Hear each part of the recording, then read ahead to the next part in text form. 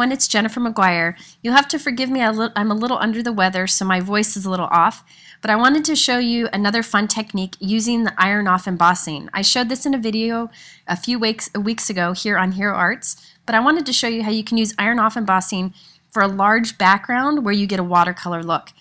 That's what I did with this background stamp here from Hero Arts in Basic Gray. It's very quick and easy to do, and the results are definitely worth getting an iron out for. I'm starting out with a piece of white watercolor paper because we're going to be using a lot of water on this, so it's best with watercolor paper.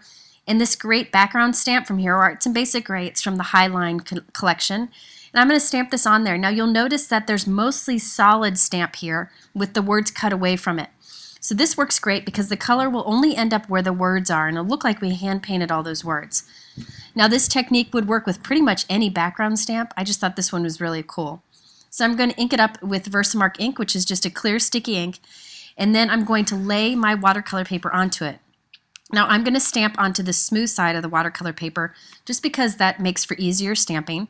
Now I'm going to lay it on here and press around and make sure that the ink really presses onto the paper. Now you could just press with your fingers, you can run a brayer over it, but I'm taking my bone folder and just rubbing it across because I really want to make sure that the little bit of texture on the smooth side of this watercolor paper picks up all of the ink from this stamp. So you could either press the stamp down onto the paper, rub it with your fingers, whatever technique works best for you to make sure you get all that ink onto the paper. Now once I'm done with this, I'm going to sprinkle on clear embossing powder. I'm using Hero Arts clear embossing powder because it's very fine and it's high quality. It works really good with this iron off technique. So after I've covered the entire piece, I'm just going to heat it with my heat gun and emboss it how I would any embossing powder until I see that the image is completely shiny. Since it's clear on white paper, you'll barely see it, but that's okay. Now the watercolors I decided to use are these watercolor wheels from Hero Arts. I like them because they're inexpensive and you get all of these colors in together with the one set. So you have all the colors that you could ever need. They're inexpensive, but I find that I get great color from them. I also have a little cup of water over here to mix my colors in. So I take some of the water, put it onto the watercolor on the wheel, and just mix it in until I get a lot of color on my brush. And now I'm just going to fill in the words.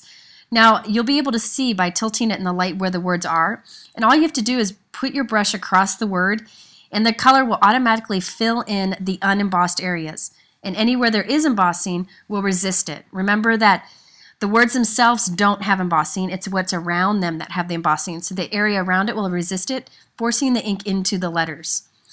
Now if you get a little bit too much water, a little bit too much color in an area, just take the tip of a baby wipe or a paper towel to suck it up. That's what I did there a moment ago, and you'll see me do it again. Now I wanted this to be super light, so that this looked like a light watercolor. So I'm making sure to use more water than I am color. But if you really want intense color, you could use less water and really fill these areas in with super dark, vibrant color. Now after I did a bunch in that blue color, I'm going in for this teal color. I just love this kind of pool color. And I'm going to fill in some more areas. Now the nice thing about this is if you do it and you don't like the color you did, just take some like a wet wipe and wipe the color off and you can start over again. I really like that watercolor is very forgiving. Now if you don't have any watercolors, you could steal your kids' Crayola watercolors, they would work fine. Or you can take distress inks or some other kinds of dye inks, smush them onto like say a acrylic block or a plastic plate and add some water to it, and you can use those as if they were watercolors. Now I decided to stick with various shades of blues and greens and a little bit of purple for this, but you could go crazy and do like a rainbow of colors or any colors that would float your boat. This is a great technique for any kind of look or any style of card. So now I'm going in with some purple. Now you'll notice that if you look at my purple wheel up there, the watercolor wheel, there's a little pink on there. I took some pink from another one of the watercolors and mixed it onto that blue surface to make it a little more purple. I can always wipe that off with a baby wipe when I'm done, but it's a great way to mix up more colors with just these few. So once I have my watercolor done and let it dry completely, I want to remove that clear embossing powder. You could leave it, but I think it looks so much cooler if you remove it. So you see that embossing color shine?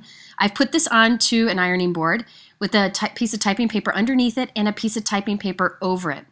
Now I have my iron here. I have it set to the cotton setting, and I'm just going to apply heat. Make sure you have that typing paper between, but I'm just going to apply heat to it, and you'll see that this melts the embossing powder and transfers the embossing powder onto that scrap paper. So there you can see the powder's there, and it removes the shine off of this piece. Now you'll see there are some areas that still have a little shine.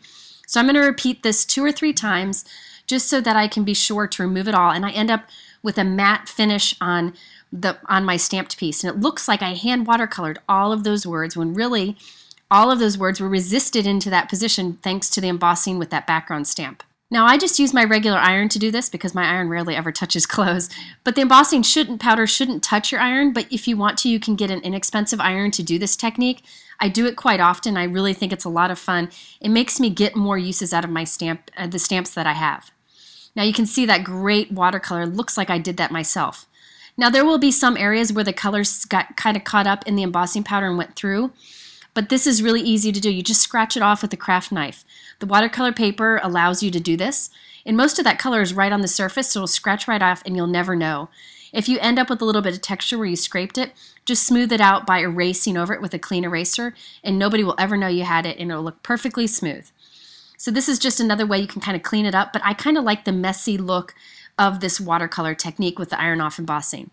So look at that smooth look you get in the background. I just think it's beautiful and looks so much better than having all that clear embossing powder on it. Now I wanted to keep the rest of the card simple, so I got this matching stamp set. It's from the same Hero Arts Basic Gray Highline collection. And I'm just going to stamp this Hello stamp with black ink on white cardstock. Now I'm using the Hero Hues black ink. This is by far the most crisp black ink you'll ever find. And I'm just going to stamp this on the white and cut it out, and then add it to the watercolor panel that we've already done with some foam dots. Now I decided to trim down my watercolor panel so that I could allow a strip of black to shine from the outside of the card, just to kind of balance out that greeting that we're doing. So I have a Hero Arts black note card. I love these note cards because they're white on the inside. So you don't have to worry about writing a message on the inside with a silver or white pen. You can just use any old pen, but you got that nice crisp black on the outside.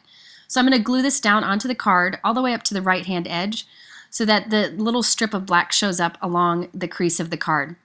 This is just a great way to make a pop of color over there to go with the greeting that we're going to have on the right. It kind of balances itself out. So by keeping that greeting simple, I can let that background shine. So there you have another way you can use the iron off embossing technique, this time with watercolor and also a fun background stamp. Now Hero Arts has lots of great videos for fun techniques like this where you can get more from your stamps, so be sure to check out the other videos. And if you have any questions, you can head over to our blog. Thanks so much for watching.